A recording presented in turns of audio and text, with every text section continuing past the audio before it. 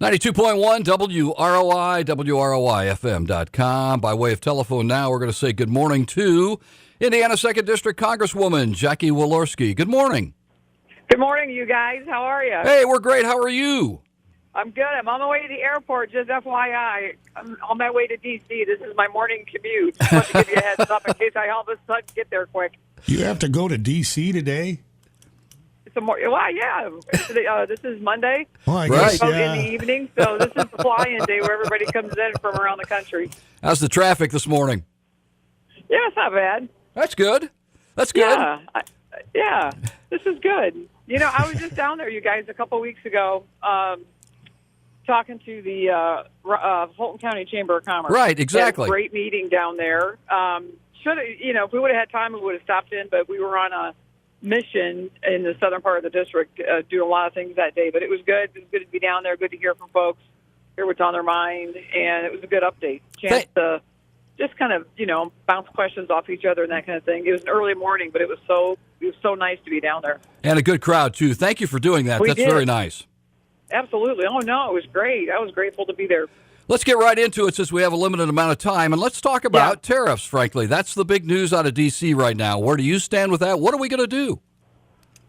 The president, this is an issue the president talked about. He ran on it, and, I understand where he's coming from the, the debt and the tariff debt and those kinds of things and his campaign promise. I get all that. And he's got a point, and I'm not taking his point away. But I am saying, I had a meeting at the White House 2 weeks ago, sat across from him at a table, and basically made the case for Northern Indiana. Here we are in this district. We're the largest manufacturing district in the country.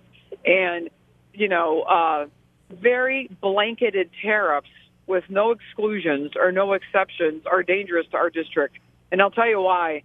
We have, aluminum companies that use a lot of aluminum here on the end. They're the end users in the RVs and trailers, in the things that we produce and we market, we export, and we do lots of things. We make lots of things in this district.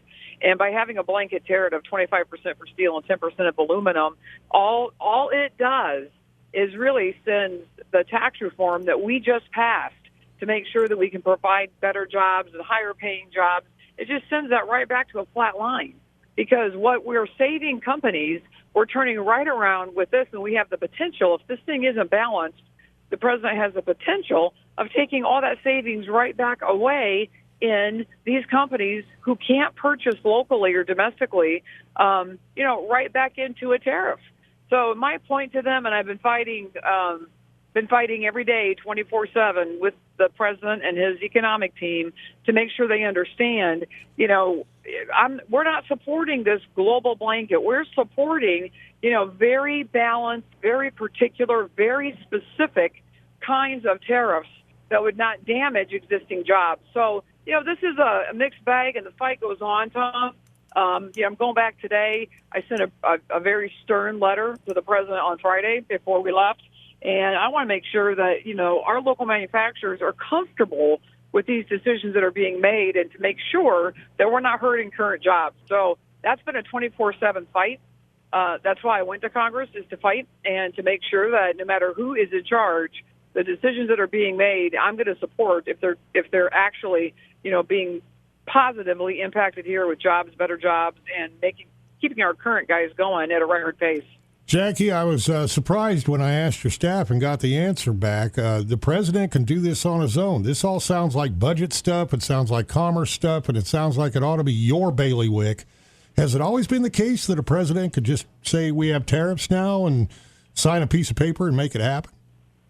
Yeah, the role of Congress here still, I believe, is to, to be with the president, whoever they are, when you're talking about things that completely impact jobs and especially manufacturing, because that's our livelihood here in this district. And I think that, I think Congress should weigh in. I think Ways and Means Committee that I sit on should absolutely be in tandem with the president, at least be in agreement. And, I'm not as a member of that committee. And, there's issues right now that we really have been going toe-to-toe with the president on the last couple of weeks that I think have just started to make the press on this issue with tariffs. And so I'm going back today and, start to schedule a flurry of phone calls and visits because I think that until he actually signs this, there's room to fight and there's room to look for a common sense solution. So that's what I'm going back with today, is still at the table looking for a solution on this.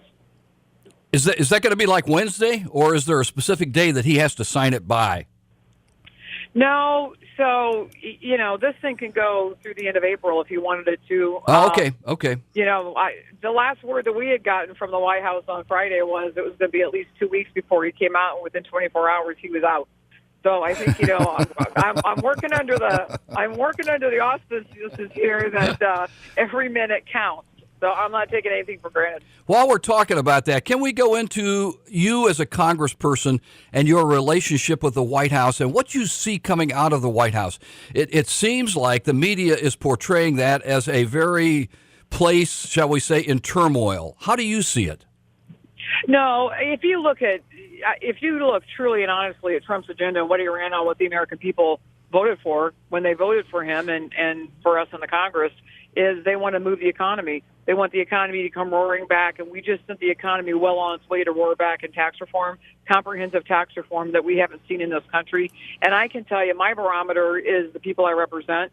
And when I'm home every weekend, out and about, all over the place, I've had people coming up to me for the last 3 weeks basically thanking us for this paycheck, the raise in their paycheck. And my answer to them is I'm grateful to be a part of that, but that's your money.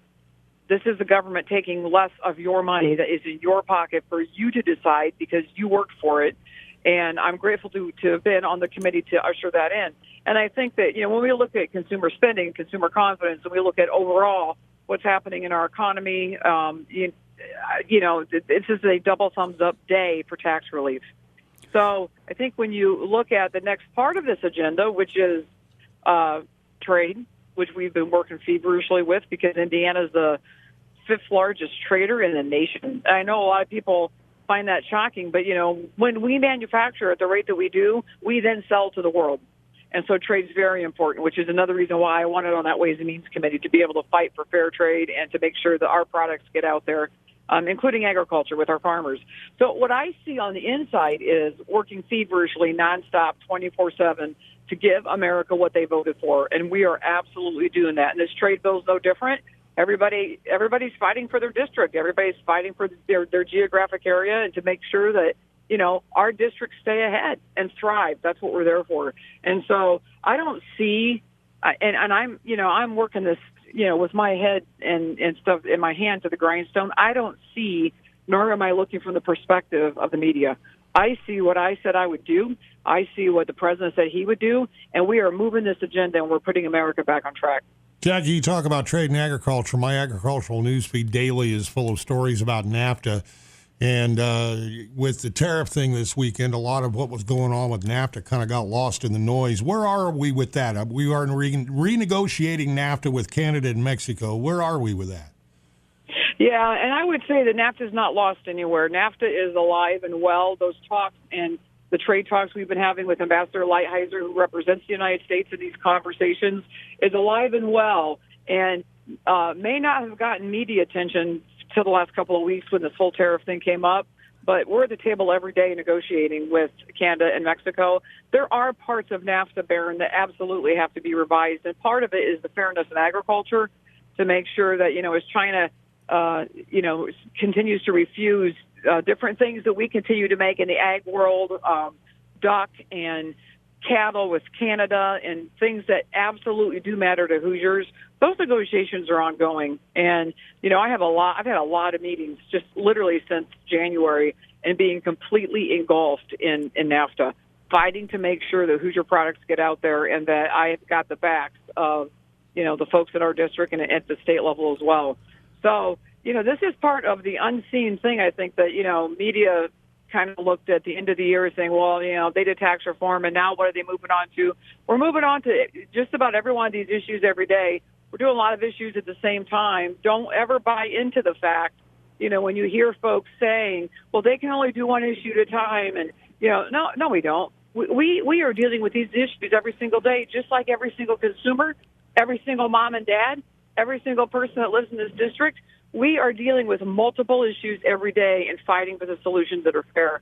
So that's what it really consists of, contrary to what a lot of folks think. Multitasking, right? We are multitasking. Recently, also back in the district, you toured some flooded areas in northern Indiana. Oh, my gosh. I did. I've lived in Indiana and northern Indiana my entire life, and I've never seen the water that I saw in the 4 and 5 counties that we toured. And, just the devastation of water is so different than what we deal with up here with, we've kind of grown up with like the blizzard of 78, and we've grown up with tornadoes, the tornado in Rochester. We remember those growing up as kids because they were just so significant acts of weather and disaster. But seriously, this is the first time I've ever seen the kind of flooding that we've just experienced. And so I will tell you this, I've never seen that kind of devastation, but I will tell you that Hoosiers are resilient. And, just back in the tornado that Napanee had several years ago, and, they had the community cleaned up and fixed before the word FEMA was ever even thought of. Well, this is the kind of thing, this is who we are, and I'm still encouraging people to have any kind of flood damage to definitely connect with our office or Homeland Security in Indiana, who's coordinating this effort, trying to qualify us for FEMA support. And the damage isn't even really assessed yet in so many places because the floodplains are still enlarged and we're not even back down under flood stage. So I will tell you that I've been so encouraged by the local, state, and federal work kind of assessment that we've been making and trying to make. Governor Holcomb's done a phenomenal job declaring the state of emergencies that he's needed to. And I've been in touch with FEMA in District 5, and, then in southern Indiana, they deal with their issue at all. But it's one big claim. It's one big claim, not just from the individual counties when it comes to the assessment to try to make, a partnership here with FEMA and get some grant money, but it's the state of Indiana. And so I'll tell you, folks couldn't be working harder. And I think the cleanup has come in, as fast as it can. I talked to some folks at the American Red Cross at Elkhart who were staying there, and I talked to the folks from around the country who came in to help us. It's just been a huge partnership, and I couldn't be more proud, but I'm very aware of, how dangerous and damaging water can be when it does pull away. Jackie, we know you got to get going, but I'll end up on a piece of good news, I think, anyway. As I understand it, the VA clinic in Peru will be expanding? Yes. And I'll tell you this, I am a constant fighter for veterans and for veteran care and those kinds of things, and I can still continue to do that every day. And every time we can get additional resources to take care of veterans in our state and in our district, it's good news. So I would agree with you, Barron. That is a piece of good news. Busy schedule this week? I'm sorry? Busy schedule this week for you? Oh, yeah, absolutely. Because we're multitasking with all these issues. And because, trade's a hot button this week, but so is care for veterans, so is, making sure that we take care of issues at the national level, but issues in our district that absolutely matter. And seriously right now, making sure that every single person who hears your station this morning that has any kind of flood damage or have friends to please report it because every dollar matters. I've got to ask you one real quick question about international relations. The Olympics just ended, and of course, the North Korea, South Korea thing.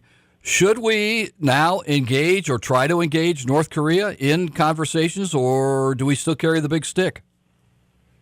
Oh, I think the president's made a very open invitation that anytime North Korea is ready to sit down and talk, that this president will. And I think most Americans are of the opinion if there's a door open and it's shrouded in moving back away from this aggressive nuke program that North Korea has, destroying those nuclear arms that they have, and becoming a peaceful neighbor. I think it's a long shot, but I think every shot's worth taking to make sure that peace reigns.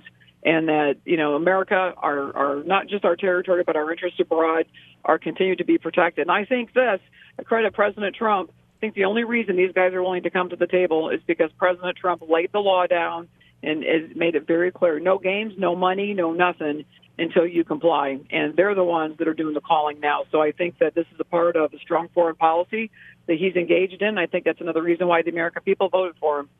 The embargo is working then.